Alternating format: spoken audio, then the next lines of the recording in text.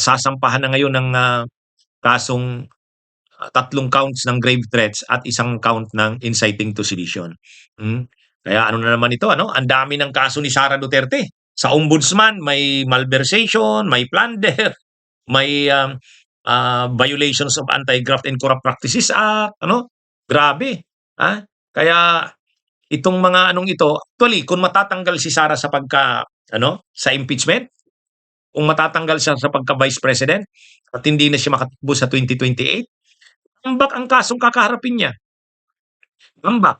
Sa ombudsman, yung mga plunder, yung mga malversation, Anti-Graft and Corrupt Practices Act, ilan na ba ang sinampa sa kanya na plunder ni dating Senador Sani? 2 na yata eh.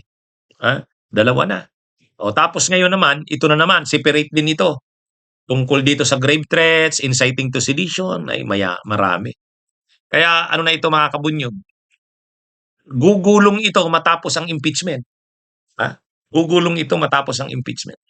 Kahit nga hindi makonvict si Sara sa impeachment, gugulong ito kasi iba naman ang impeachment. Ito mga criminal cases ito eh.